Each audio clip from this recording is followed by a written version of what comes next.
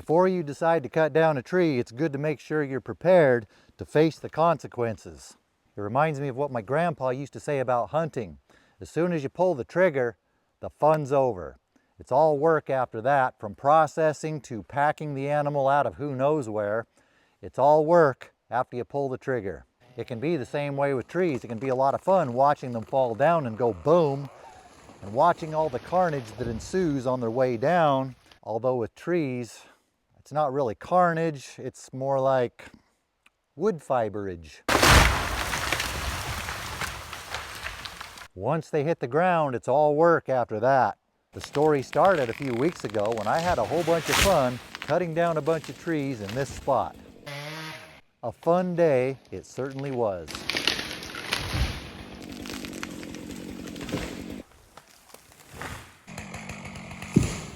A few weeks later, the day of reckoning has arrived.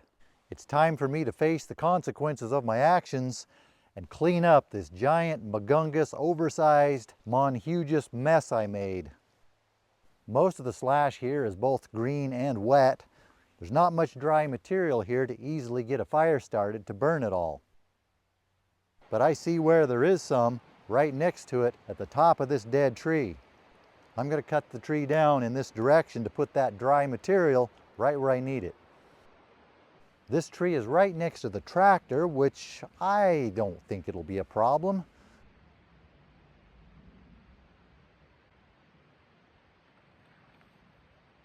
Most of the time I get trees to go the right way. I can't imagine it's going to go the wrong way and then land on the tractor. Nah, I'm pretty sure it's going to go the right way. Shouldn't be a problem.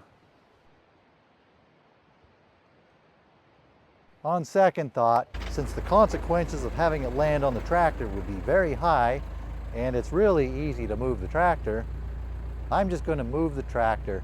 After all, it is pretty much the star of this channel.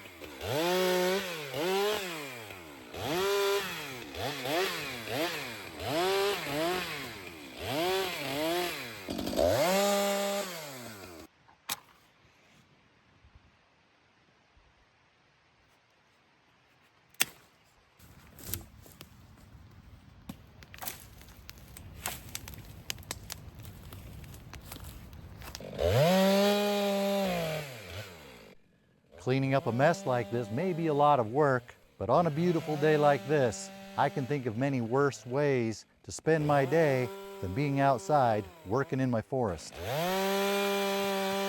After cutting these small logs into firewood, then move the firewood to get to the slash that was underneath it. Doing this by hand is a lot more work than using equipment, but in the end, the lack of soil disturbance by doing it this way will give me more of what I want in this spot and make less work in the future.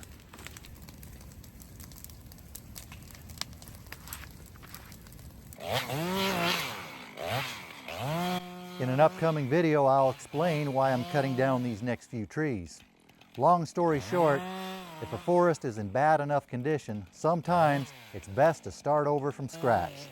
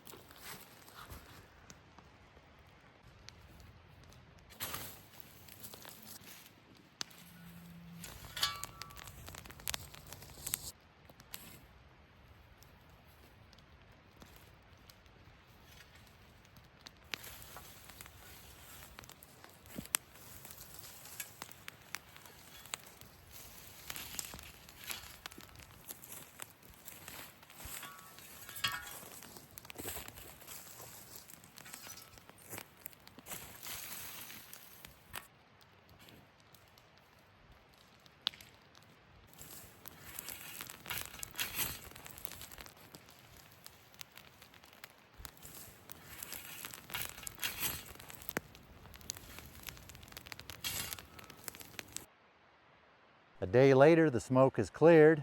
This place is starting to look a little better.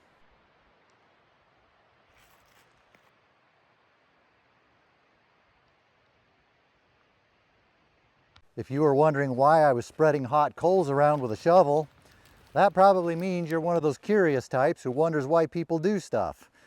Well, I'll tell you why. Getting rid of all the slash and junk was only half the battle. The next half is going to be getting rid of all this woody, brushy junk. Most of these are standing upright. I'll be able to mow these down close to the ground with my woody, brushy junk mower. But over here, in some of these places, it was heavily concentrated. It wasn't all standing upright like over here, and it was reinforced with honeysuckle vines going all through it. Doesn't really show up on camera very well, but it looked like something I didn't want to mess with, so I just took the hot coals, put that on top of it. As those burn down, they burn all that up with it. And now all of that is gone, and I won't have to deal with it. These spots were the biggest mess. Now, thanks to the hot burning coals, they are some of the cleaner spots. I came back here the next day so I could show you what the results look like. Instead of being an ugly brushy spot, it's an ugly ashy charry spot. But it should green up when we get into spring and things start sprouting back through it. For those who might be compelled to say, that's dangerous doing that, that's how forest fires get started. Do you see a forest fire here? Does it look like I started a forest fire? It's a day later. Where's the forest fire? It didn't happen. Take a look around. Do you see it? I don't see it. Where is it? Hiding behind a tree? I don't see it. See? Not a single one. No forest fire. Okay, snarky sarcasm aside, if you were to say something like that, you would be bringing up a very good point. Doing something like this is potentially very dangerous. I would not be doing this if I didn't know that all the woods in the area is too wet to support a forest fire right now. And we have some storms blowing in, and we're looking forward to about a week of really wet weather. Always use extreme caution when using fire out in the woods or out in the anywhere. In many cases, spreading burning material out in the woods or anywhere is a bad idea. Only do this if you are a trained professional who knows what you're doing and knows what condition it's safe to do this in and what condition it's not. If you don't know those things, never do that.